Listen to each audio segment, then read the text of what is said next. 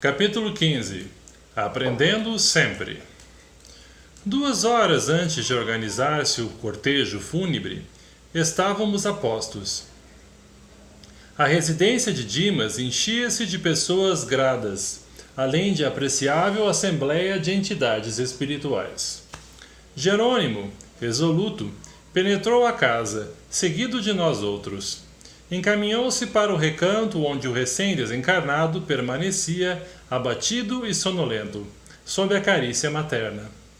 Reparei que o médium liberto tinha agora o corpo perispiritual mais aperfeiçoado, mais concreto. Tive a nítida impressão de que, por intermédio do cordão fluídico, de cérebro morto a cérebro vivo, o desencarnado absorvia os princípios vitais restantes do campo fisiológico. Nosso dirigente contemplou-o, enternecido, e pediu informes à genitora, que os forneceu satisfeita. Graças a Jesus, melhorou sensivelmente. É visível o resultado de nossa influência restauradora e creio que bastará o desligamento do último laço para que retome a consciência de si mesmo. Jerônimo examinou-o e auscultou-o, como clínico experimentado. Em seguida, cortou o liame final, verificando-se que Dimas, desencarnado, fazia agora o esforço do convalescente ao despertar, estremunhado, fim do longo sono. Somente então notei que, se o organismo perispíritico recebia as últimas forças do corpo inanimado, este, por sua vez, absorvia também algo de energia do outro, que o mantinha sem notáveis alterações. O apêndice prateado era verdadeira artéria fluídica, sustentando o fluxo e o refluxo dos princípios vitais em readaptação.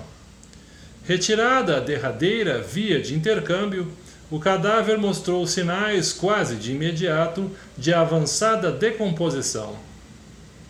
A análise do cadáver de Dimas causava tristeza. Inumeráveis germes microscópicos entravam, como exércitos vorazes, em combate aberto, libertando gases ocultos que revelavam o apodrecimento dos tecidos e líquidos em geral. Os traços fisionômicos do defunto achavam-se alterados, degenerando-se também a estrutura dos membros. Os órgãos autônomos, por seu turno, perdiam a feição característica, já tumefactos e imóveis. Em compensação, Dimas livre, Dimas espírito, despertava. Amparado pela genitora, abriu os olhos, fixou-os em derredor, num impulso de criança alarmada, e chamou a esposa aflitivamente.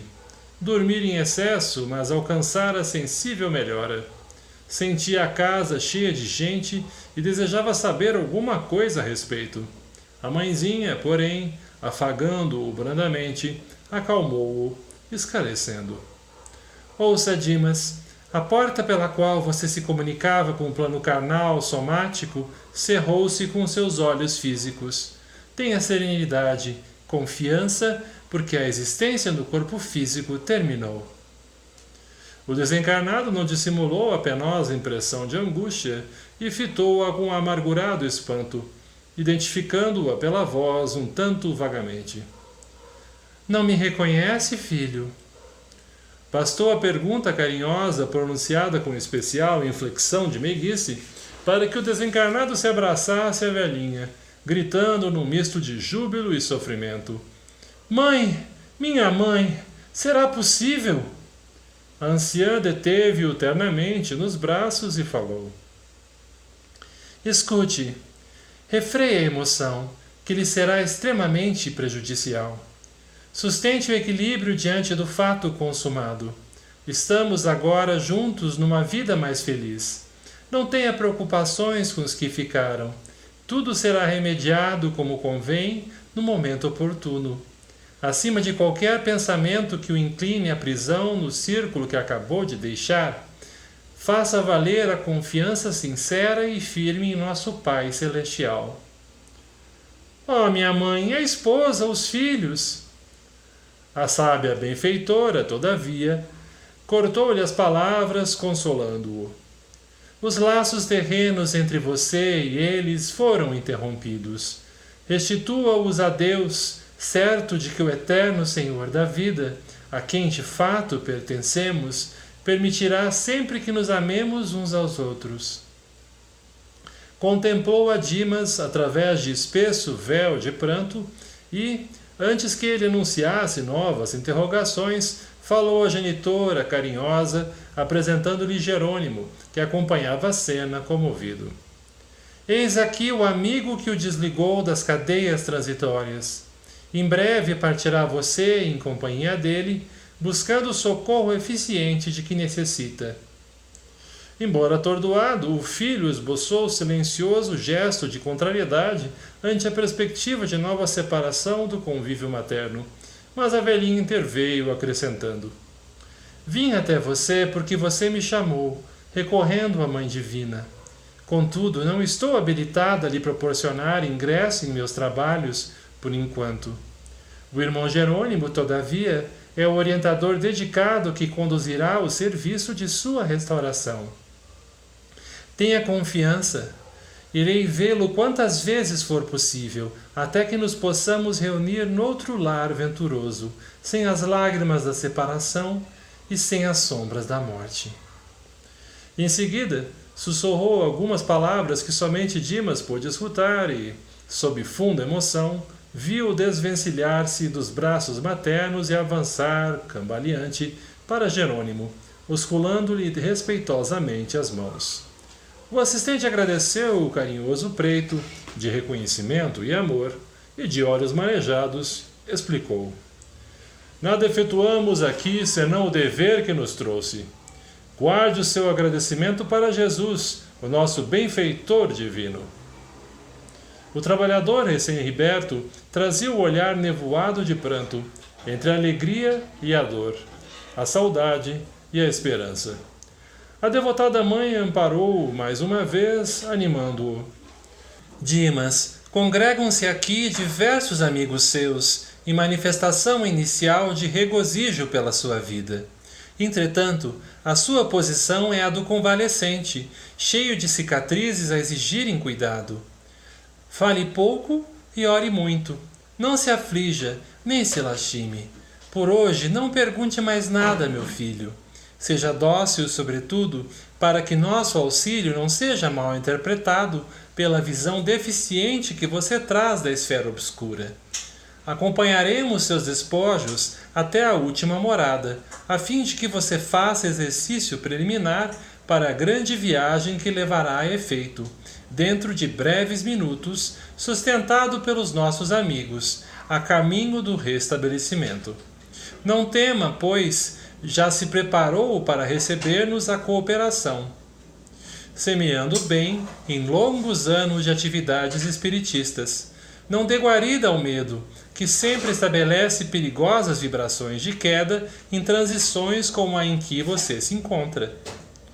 Em seguida, conduzindo-o à câmara mortuária, onde o corpo jazia imóvel, prestes a partir, acrescentou a anciã, sob o olhar de aprovação que Jerônimo lhe dirigia: Venha ver o aparelho que o serviu fielmente durante tantos anos.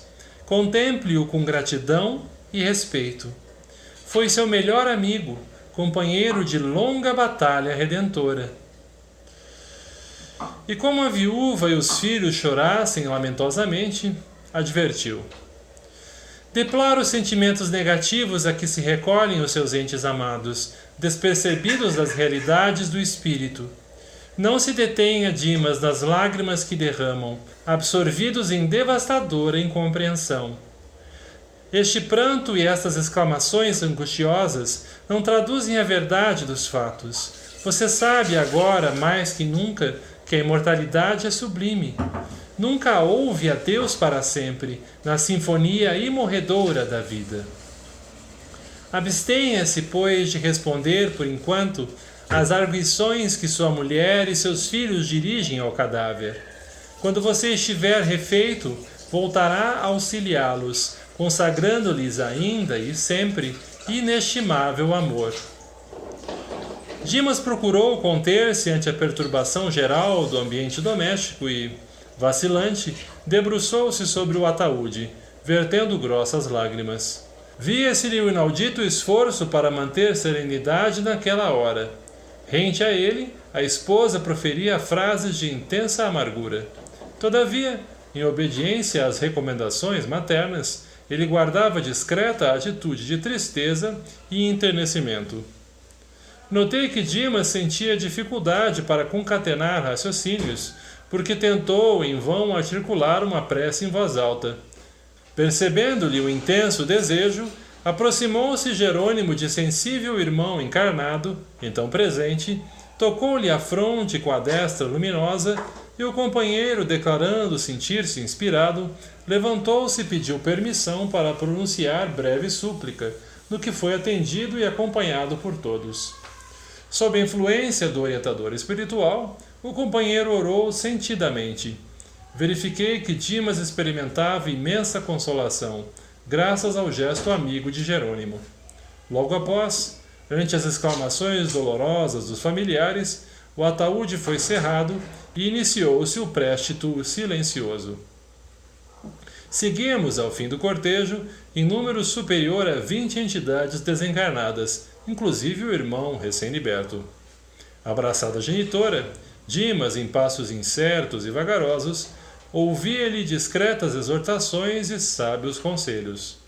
Entre os muitos afeiçoados do círculo carnal, reinava profundo constrangimento, mas, entre nós, imperava tranquilidade efetiva e espontânea. Prosseguíamos com as melhores notas de calma, quando nos acercamos do Campo Santo. Estranha surpresa empolgou-me de súbito.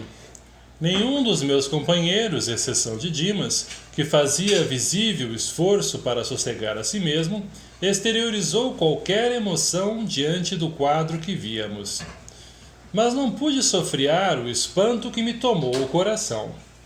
As grades da necrópole estavam cheias de gente da esfera invisível, em gritaria ensurdecedora. Verdadeira concentração de vagabundos sem corpo físico apinhava-se à porta.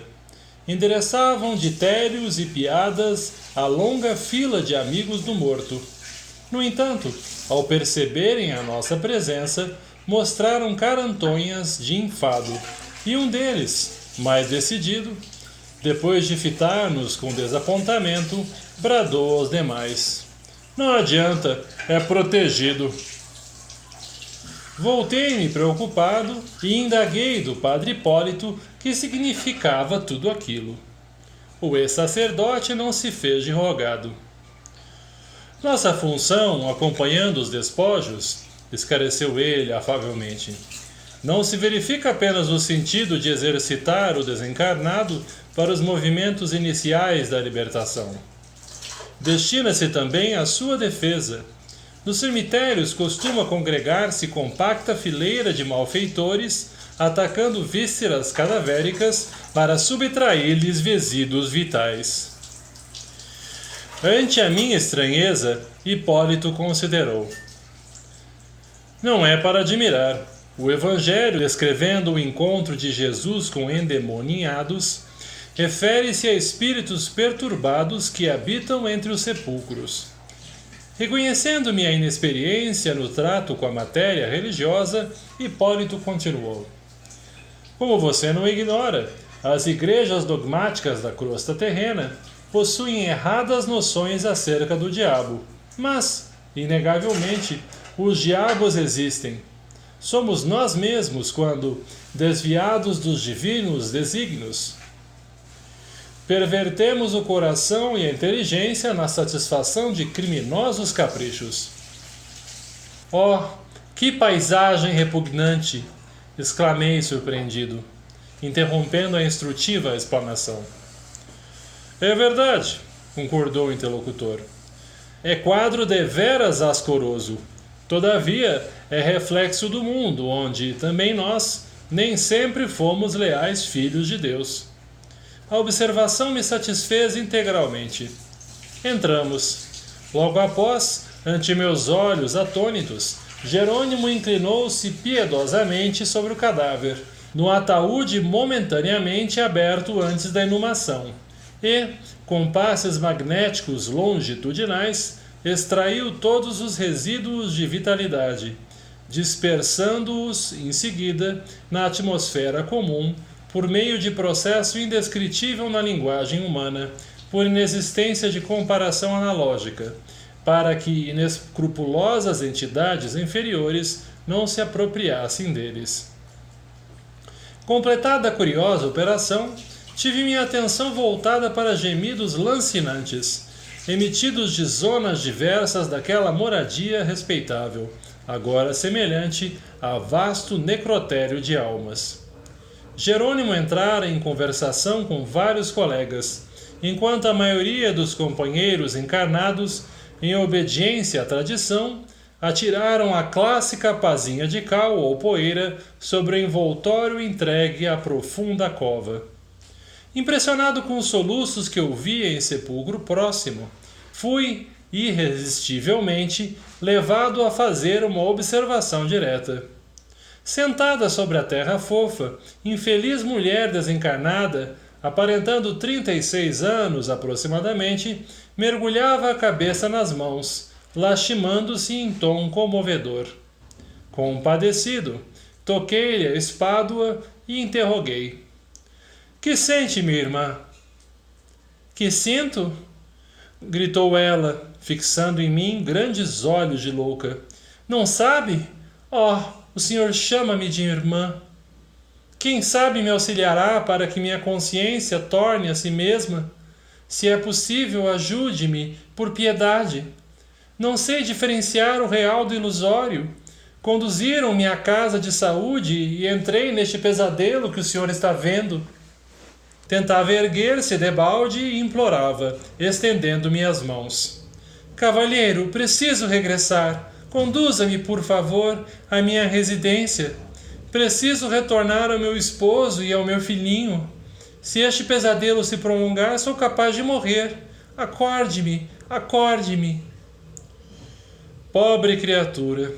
Exclamei, distraído de toda a curiosidade em face da compaixão que o triste quadro provocava. Ignora que seu corpo voltou ao leito de cinzas. Não poderá ser útil ao esposo e ao filhinho em semelhantes condições de desespero. Olhou-me angustiada, como a desfazer-se em ataque de revolta inútil. Mas, antes que explodisse em rugidos de dor, acrescentei. Já orou, minha amiga? Já se lembrou da providência divina? Quero um médico depressa. Só ouço padres, bradou irritadiça. Não posso morrer. Despertem-me, despertem-me. Jesus é o nosso médico infalível, tornei. E indico-lhe a oração como um remédio providencial para que ele a assista e cure. A infeliz, entretanto, parecia distanciada de qualquer noção de espiritualidade. Tentando agarrar-me com as mãos cheias de manchas estranhas, embora não me alcançasse, gritou estentoricamente. Chame meu marido, não suporto mais, estou apodrecendo, oh, quem me despertará? Da fúria aflita, passou ao choro humilde, ferindo-me a sensibilidade. Compreendi, então, que a desventurada sentia todos os fenômenos da decomposição cadavérica e, examinando-a detidamente, reparei que o fio singular, sem a luz prateada que o caracterizava em Dimas, pendia-lhe da cabeça, penetrando o chão adentro.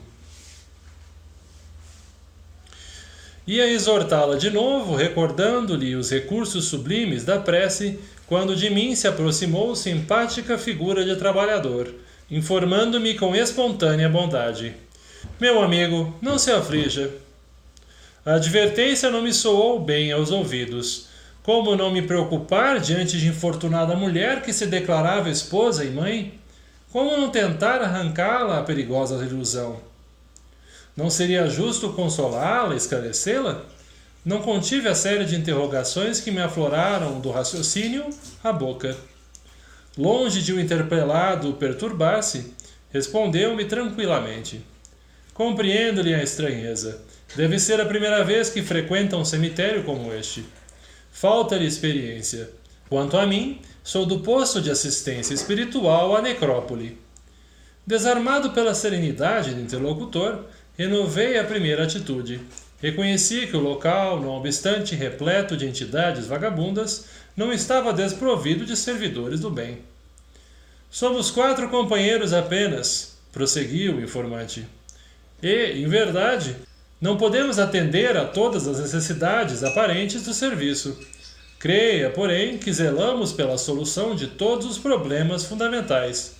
Apesar de nosso cuidado, não podemos, todavia, esquecer o imperativo de sofrimento benéfico para todos aqueles que vêm dar até aqui, após deliberado desprezo pelos sublimes patrimônios da vida humana. Atingi o sentido oculto das explicações. O cooperador queria dizer, naturalmente, que a presença ali de malfeitores e ociosos desencarnados se justificava em face do grande número de ociosos e malfeitores que se afastam diariamente da crosta da terra. Era o similia similibus, frase latina que quer dizer os semelhantes curam-se pelos semelhantes. Em ação, cumprindo-se os ditames da lei do progresso. Castigando-se e flagelando-se mutuamente, alcançariam os desviados a noção do verdadeiro caminho salvador. Fitei a infeliz e expus-me o propósito de auxiliá-la. É inútil, esclareceu o prestimoso guarda, equilibrado nos conhecimentos de justiça e seguro na prática, pelo convívio diário com a dor. Nossa desventurada irmã permanece sob alta desordem emocional, completamente louca. Viveu 30 e poucos anos na carne, absolutamente distraída dos problemas espirituais que nos dizem respeito. Gozou a saciedade na taça da vida física. Após feliz casamento, realizado sem qualquer preparo de ordem moral, contraiu gravidez, situação esta que lhe mereceu menosprezo integral. Comparava o fenômeno orgânico em que se encontrava a ocorrências comuns, e acentuando extravagâncias por demonstrar falsa superioridade, precipitou-se em condições fatais. Chamada ao testemunho edificante da abelha operosa, na colmeia do lar, preferiu a posição da borboleta saltitante, sequiosa de novidades efêmeras. O resultado foi funesto. Fim do parto difícil, sobrevieram infecções e febre maligna, aniquilando-lhe o organismo. Soubemos que, nos últimos instantes, os vagidos do filhinho tenro despertaram-lhe os instintos de mãe, e a infortunada combateu ferozmente com a morte, mas foi tarde. Jungida aos despojos por conveniência dela própria, tem primado aqui pela inconformação. Vários amigos visitadores, em custosa tarefa de benefício aos recém-desencarnados, têm vindo à necrópole, tentando libertá-la. A pobrezinha, porém, após atravessar existências de sólido materialismo, não sabe assumir a menor atitude favorável ao estado receptivo do auxílio superior. Exige que o cadáver se reavive e supõe-se em atroz pesadelo, quando nada mais faz senão agravar a desesperação. Os benfeitores, desse modo, inclinam-se à espera da manifestação de melhoras íntimas, porque seria perigoso forçar a libertação, pela probabilidade de entregar-se a infeliz aos malfeitores desencarnados. Indiquei, porém, o laço fluídico que a ligava ao envoltório sepulto e observei. Vê-se, entretanto, que a mísera experimenta a desintegração do corpo grosseiro em terríveis tormentos, conservando a impressão de ligamento com a matéria putrefata. Não teremos recursos para aliviá-la? Tomei a atitude espontânea de quem desejava tentar a medida libertadora e perguntei: quem sabe chegou o momento? Não será razoável cortar o grilhão? Que diz? Objetou o surpreso interlocutor. Não, não pode ser. Temos ordens. Por que tamanha exigência? Insisti. Se desatássemos a algema benéfica, ela regressaria intempestiva à residência abandonada, como possessa de revolta, a destruir o que encontrasse. Não tem direito, como mãe infiel ao dever, de flagelar com a sua paixão desvairada o corpinho tenro do filho pequenino. E, como esposa desalenta, não tem direito, como mãe infiel ao dever, de flagelar com a sua paixão desvairada o corpinho tenro do filho pequenino. E como esposa desatenta às obrigações, não pode perturbar o serviço de recomposição psíquica do companheiro honesto que lhe ofereceu no mundo o que possuía de melhor. É da lei natural que o lavrador colha de conformidade com a semeadura. Quando acalmar as paixões vulcânicas que lhe consomem a alma, quando humilhar o coração voluntarioso, de modo a respeitar a paz dos entes amados que deixou no mundo, então será libertada e dormirá sono reparador, em instância de paz que nunca falta ao necessitado reconhecido as bênçãos de Deus. A lição era dura, mas lógica. A infortunada criatura, alheia à nossa conversação, prosseguia gritando qual demente hospitalizado em prisão dolorosa.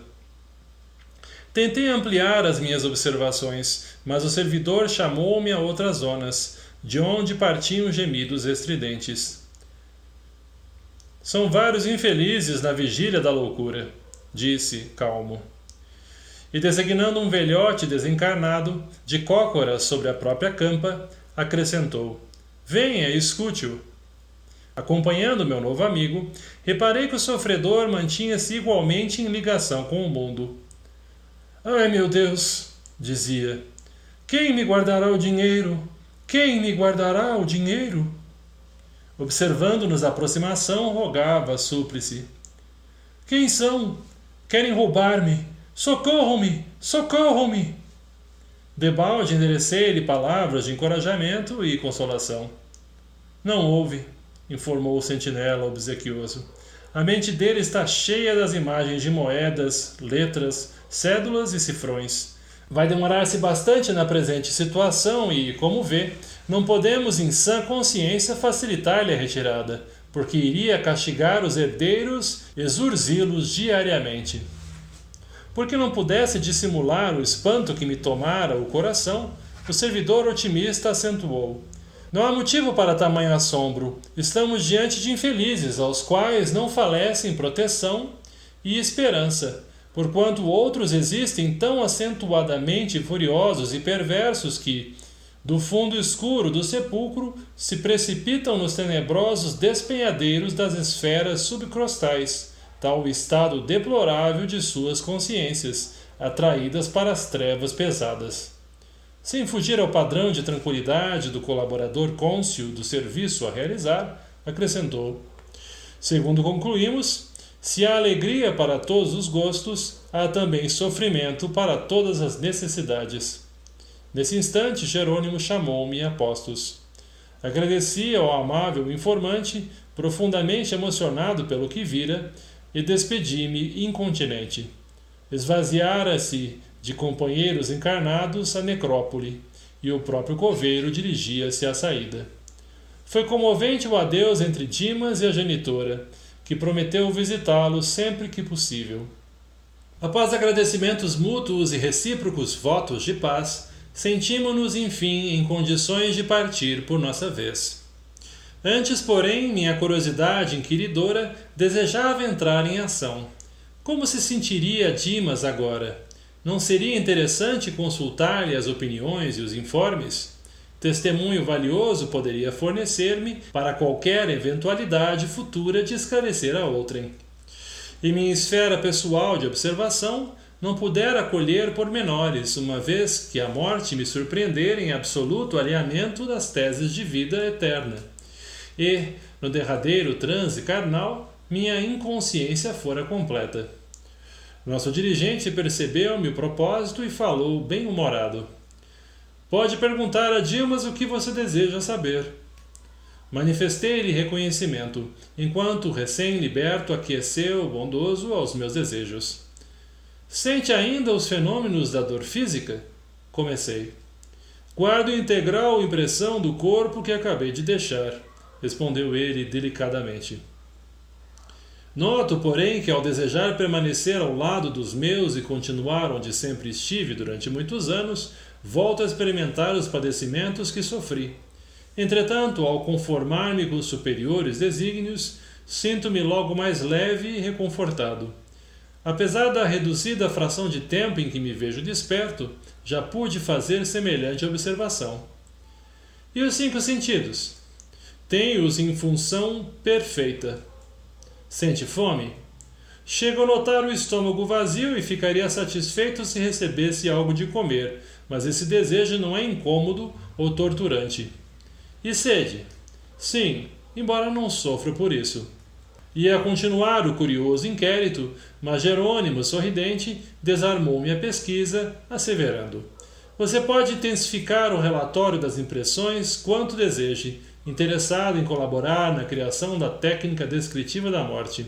Certo, porém, de que não se verificam 2 desencarnações rigorosamente iguais.